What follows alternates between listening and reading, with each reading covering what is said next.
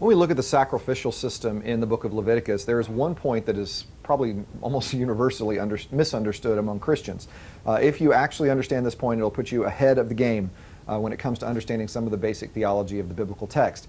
I gave you that list of sacrifices that you find at the beginning of the book of Leviticus, the blood sacrifice and the grain offering and the whole burnt offering, all of those that you get. The important fact that is so often overlooked in this is that those blood sacrifices in the book of Leviticus only cover unintentional sins.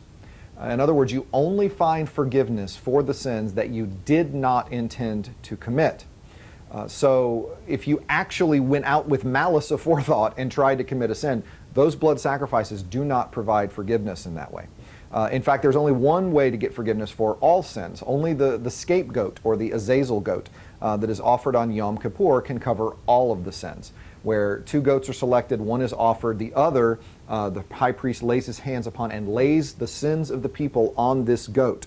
And the goat is led off into the wilderness, this scapegoat, if you will, the goat who takes the sins of the people and carries them off into the wilderness where he dies. It's called the Azazel goat because Azazel was believed to be a demon that lived in the desert and who would consume the goat out there.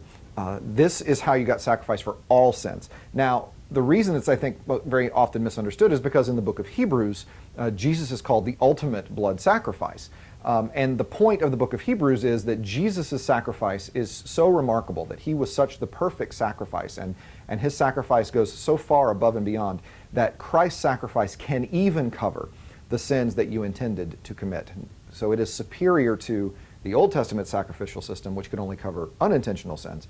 Christ's sacrifice goes further above and beyond. But I think because of that, it's very commonly misunderstood of what these sacrifices do. Wanted to clear that up and teach you a little bit about the scapegoat.